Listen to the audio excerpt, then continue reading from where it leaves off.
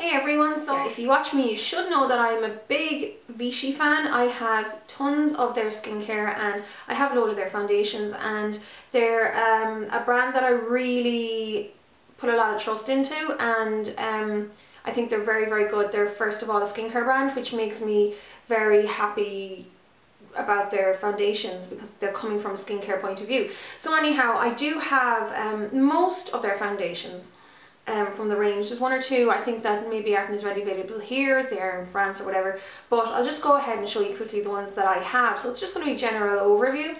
And now as far as price wise goes, I'm just going to quickly say that they're pretty much every foundation is in and around the €20 mark here. So a couple of them will be €1 or €2 below the €20. Like I know there was one that was about 18, and then I know there was another couple of them that was maybe like 21, 22.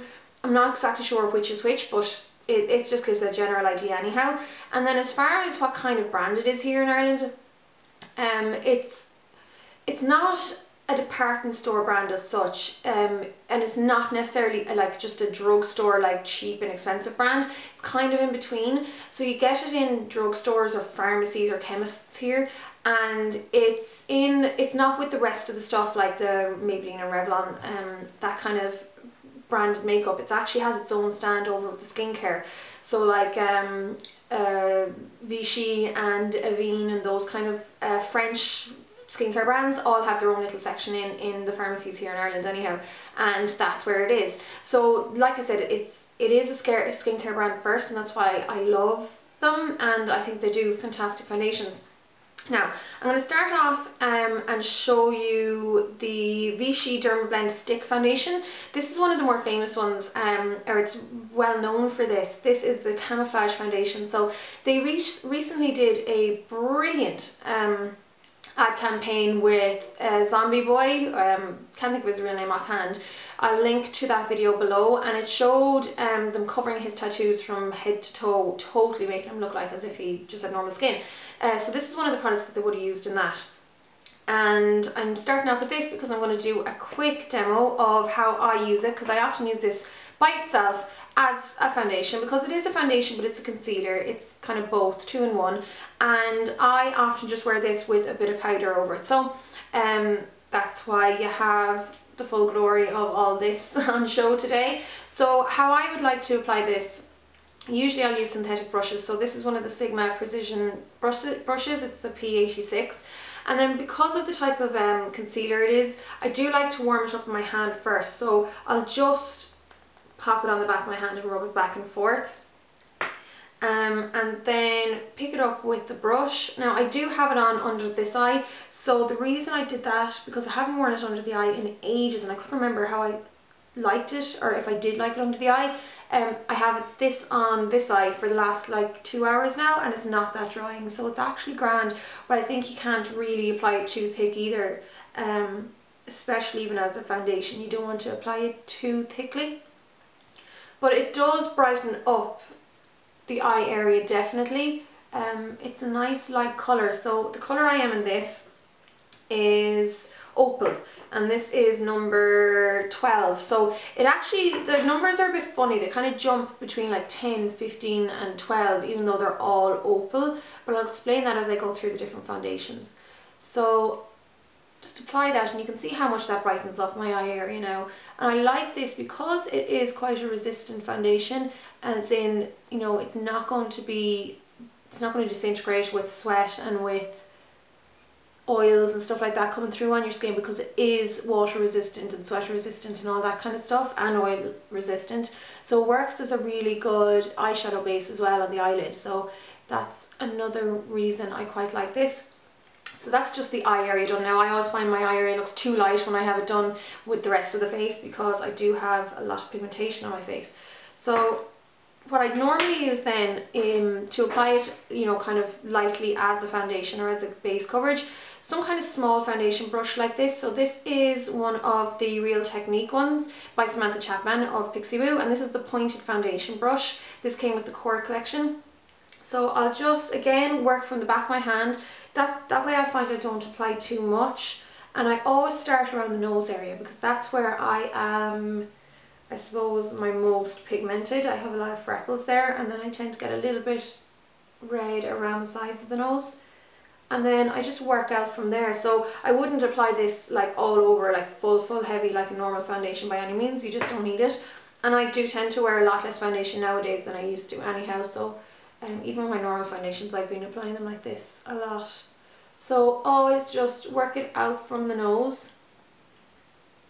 So this one, I would say just make sure you moisturise very well if you're dry skin, because it actually applies even better over well moisturised skin. I was lucky enough to be asked up to the Vichy headquarters in Dublin last year, and they did a, there was a good few of us different makeup artists and stuff like that up there, and they did a demo of how to conceal using this foundation.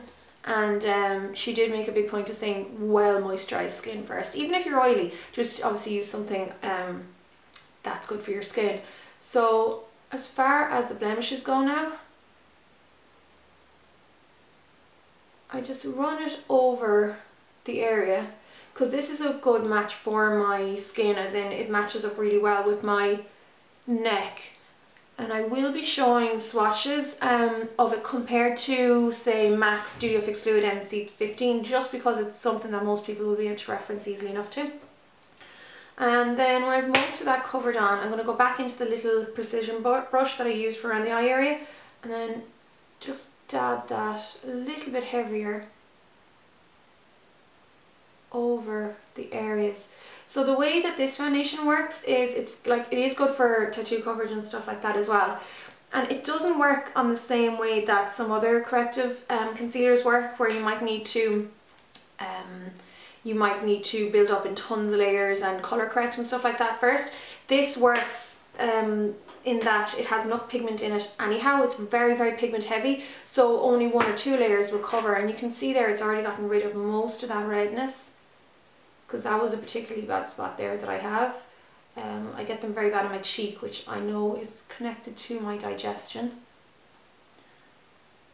So that would give me a really nice kind of, I would say, a naturally flawless face, in that you still see a bit of discoloration, you still see a lot of my freckles and stuff like that, but it's covered up most of the imperfections that are sore to the eye, if you know what I mean. Like it's not offensive looking anymore or anything like that. So that's often how I would wear my face on a daily basis. So that is the this guy here, number 12 Opal. So it's just like that on the back of my hand. So you can see there it is a bit more yellow looking, but holding my hand up to my face, you can see my hand doesn't have as much colour in it as my face does.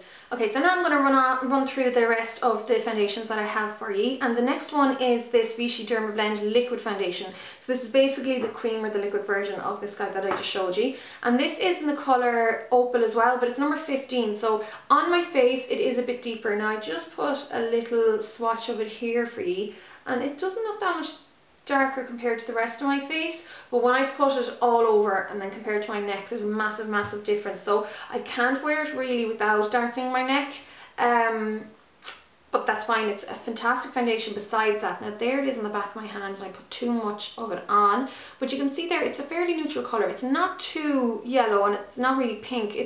I'd say it's yeah, it's quite neutral. I wouldn't say it's too much of either, and I really do like this foundation. Now it is definitely a full coverage foundation. You need so little of it, and I have heard people review before saying it's cakey. That's because you're putting on too much. You don't need too much of it. Foundation is just there really to even out the skin tone, and then if you want to work on certain areas, just work on those areas for the more coverage, because at least then the tone will have evened up. So this one is really good for anyone who has like rosacea or very high colouring or really obvious birthmarks or anything like that. These are also, they were you know, originally designed for people maybe who've had surgery and stuff like that, so it's very gentle on the skin while being really good coverage. And then these are also sweat resistant, water resistant, all that kind of stuff, especially if you pair it with the Vichy DermaBlend translucent powder, which I also got at the time. This makes it totally waterproof, which is fantastic. So obviously with the powder on top, it can be a little bit more heavy on the skin, but just go easy and don't use too much. So you can absolutely go swimming with this, that's no problem, as long as you set it with that powder first time on. So that's one that I would definitely recommend. There are a lot of reviews of this around on YouTube at the moment, so you can check out loads of them.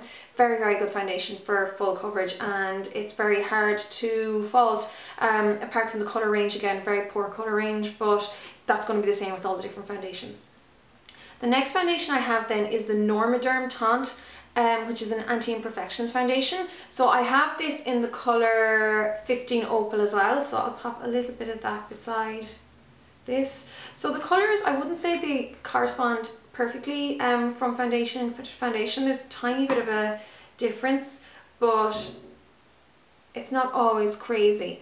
So you can see this one is a little more on the beige side, but they do kind of change colour a tiny bit as they settle into the skin. Very, very similar, but again, I find that it's a teeny tiny too dark if I put it all over, and it is a lighter consistency compared to the DermaBlend foundation. But this one particularly is for oily skin and for spot prone skin. So what it does is it actually helps keep the oil at bay, and it doesn't get broken down by the oil, which is great. And it gives enough coverage to even out say problem areas, but you may need to go in with a slightly heavier concealer to really, really stamp out dark redness or, you know, dark discoloration from picking spots or whatever. Really, really nice foundation. I would definitely say for combination to oily skin, if you want something that's actually going to be good for your skin as well, and you're not going to worry about it feeding extra bacteria or like adding to your acne or to your problem areas or anything like that. Again, it is a skincare first of all, so definitely highly recommend that as well. I go for that sometimes when I'm having particularly bad breakouts and I want something that I know won't aggravate them anymore. Then as far as my favourite one goes, this is the Vichy or Aera Teint Pure. Now, one thing I like about the Vichy, even though the colour ranges aren't great, they do try and cover all the different skin care or skin types, if you know what I mean. So this is the Aera Teint Pure, the liquid version, and it also comes in a cream version. So this one is for combination to oily skin, and then the cream version, which is a little richer, is for more normal to dry skin. Now, I love that this comes in a pump, so it's a little bit more luxurious, not as maybe good for the professional makeup kit as these guys, because it is glass, but it's still very good. This was definitely around the 19-20 mark as well. Now this is in 12 clear, 3 clear opal. This is the palest or the lightest of the foundations. So it's very, very pale compared to the other two. You can see there, it matches with my hand a little bit better, but on my face it does pale me down a lot. I would say it's like an N, I don't want to say NW or NC because it's not enough of either of them. I'd say it's an N, a very light N15 or N10, if you could imagine what that is, if you know the MAC systems. So I really love that, and when I would use that for, even though I'm nearly out of it now, there's like that much left, it's to pale down these other two. So that's really good, and because I don't mind lightening them in consistency and stuff, because it will water them down to a certain extent because it is a much more fluid foundation. I don't mind that. I like the texture of that on my face. So I do use that as a mixer an awful lot. And you can see there easily that it is the palest of the 4 foundations so far on my hands. It is basically your skin only better. That's the kind of way it is. Now all these foundations as well would have the Vichy thermal water, thermal spa water technology or whatever it is in it, so they do tend to have really good ingredients in them.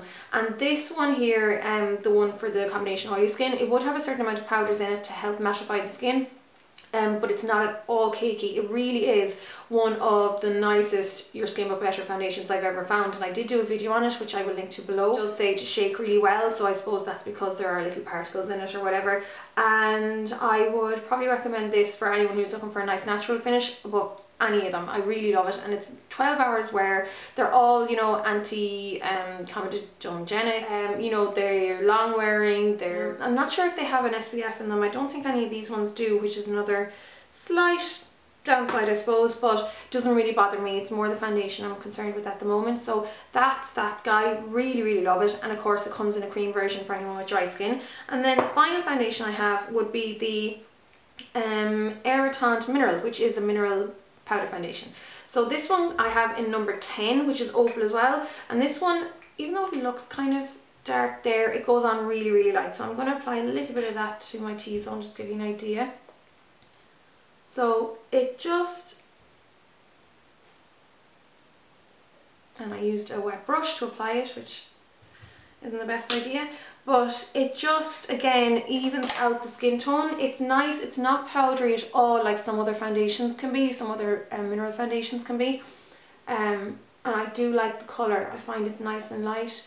It's probably more of an NC15 than the other lighter one that I was going on about earlier on. But I think it's definitely good for anyone who's looking for a nice light mineral foundation. They say it's so good for your skin that it actually, you know, feeds the skin more than does it any harm, which is kind of what the Bare Essentials one says as well.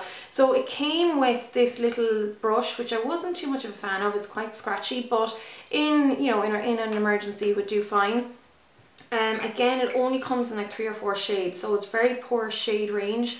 If, you know, it won't cover most people. And another thing I have noticed about the Vichy foundations as well, it doesn't have very, very dark colours, you know, for the more ebony skinned girls out there. So that's another thing I think is a bit of a pity, considering it's a French brand. That's that guy there, and I can't really swatch that on my hand other than to say it is very similar to these kind of colours. So I'm just going to put a little bit of my Studio Fix fluid in the NC15 just beside it. It just gives an idea that the Vichy ones are much more neutral toned than the MAC. So you can see the darkest one here is definitely this one here, which is the DermaBlend Teint, which was this guy here, even though it is number 15. Now the DermaBlend here is 15 as well, but it just still reads a lot paler on the skin. So don't always go by the colours. You will have to swatch them and hopefully try and get samples if you can manage it. But yeah, they're the foundations. I do recommend all of them depending on your facial needs or your skin needs, and I think it's a great brand. So if you can try and get your hands on samples, or go in and chat to the ladies who work there and get more information off them. Now there is one more foundation that I don't have that they do, and it's the Luminous Tinted Moisturiser. Again, they do one for oily skin and they do one for dry skin, which is really good. So it's probably something I will pick up, because I'm just going to want to finish off the range and get the last one that I don't have. But I can't really say too much about that because I don't know too much about it yet, because I don't have it. So I hope that was helpful for anyone who was wondering about the Vichy foundations, and I'll chat to you really soon. I'll probably be going on about some of their moisturisers soon as well, because I have a good few of theirs, especially the DermaBlend range, which I really like. So thanks a million for watching, guys. I hope this was helpful. Chat soon. Siobhán.